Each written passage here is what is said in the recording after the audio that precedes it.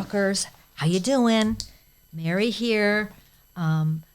The information I've been hearing on the site for the last couple of weeks is all about behavior and, wanted behavior, unwanted behavior, and things like that. And I just really wanted to put this out there. And I'm going to call it, How Thick Is My Skin Today? Right? So what I want to say to you is every day you have to gauge what you're ready for with your late talker. Don't put a lot of pressure on yourself. And if it's a day that you are just not up for the crowded playground, or maybe it's a particular group of people, or maybe it's a particular scenario, and you're just not up for the sort of emotional fortitude it sometimes requires to be places with your late talker where you might be getting a lot of unsolicited advice, or it might just be difficult for you to see the differences at this particular moment in terms of what your child is doing and other children are potentially doing, then you know what? Give yourself a break that day. Don't do it. There are plenty of, intentionally put yourself in those situations that you're able to handle that day.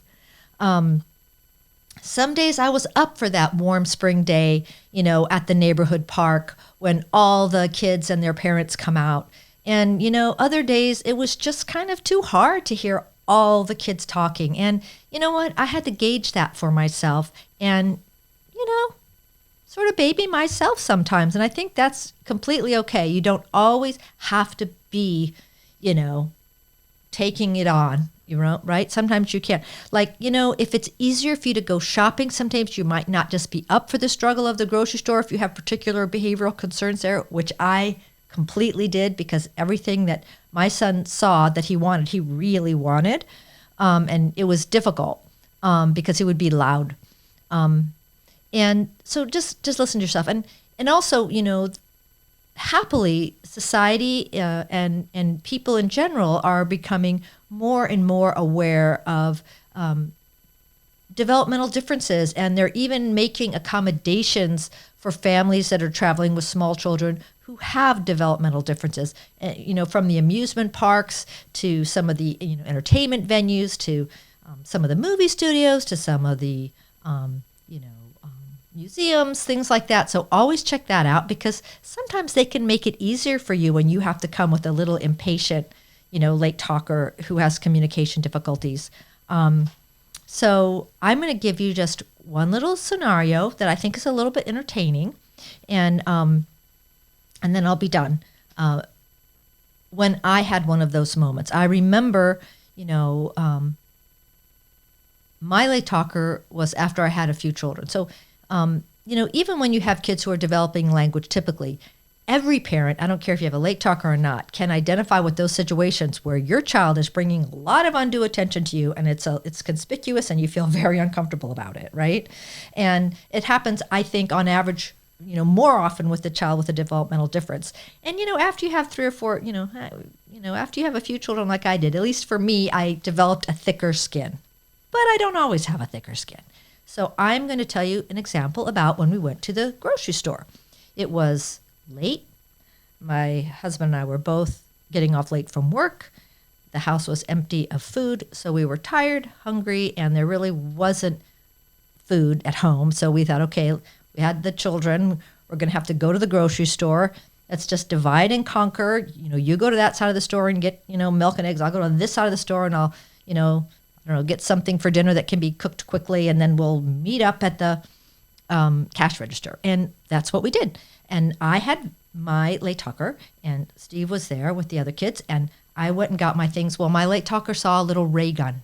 He wanted this ray gun. It was hanging, and it, you pulled the trigger and it lit up and did whatever it did. And I was like, no, we got to go. Well, he threw a big fit. But I was very goal-oriented. I had to go there, get home, get dinner, get them bathed, get them in bed. I had to sort of not pay attention to that. So I'm going. He got over it. And we get up to the register, and Steve wasn't there yet. I was there first. And we get in our little line at the register, and what is hanging at the register? That same ray gun. Oh my goodness. It just started all over again. He wanted that. He saw it. He wanted it. He was having a tantrum, kind of screaming. He wanted it. I mean, there were a couple ladies in front of me. There were a couple ladies behind me. It was that hour at the grocery store that everybody is rushing in after work. And I'm like, oh. And I was getting lots of looks and, do something with them. And I can't blame them. They don't know my experience. When they say do this or you're not giving, they can't know my experience, but it still feels terrible. So I'm just like, hurry up, let's just get out of here. And then all of a sudden, here comes my husband with the other kids, and he sees this happening. And you know what he did? He hollered at me. Of course, no one knew he was my husband. He hollered at me. He said, "Hey, lady, can't you control your kid?" All the women that were in line, and they happened to be women, I would probably get the same result from men, they all, instead of looking at me and this screaming child, all turned their heads towards this very rude person who would dare to tell me, and the whole scenario changed.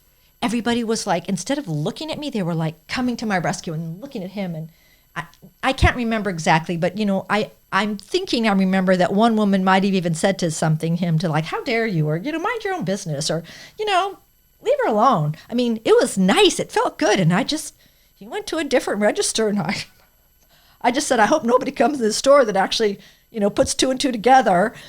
But anyway, just a fun little story. I didn't have any choice that day but to go into a crowded grocery store with all my children. But give yourself a break. If you have a day, keep yourself around positive people. Keep yourself around people that build you up and build up your child and embrace your child and love your child. And if you have those days where you're just not up for it, you're not up for it. And that's okay. Then don't do it, right? So it's sort of like how, that gauging, where am I today? How thick is my skin? And make decisions that are good for you as well, okay? Because this isn't easy. All right, everybody, see you later.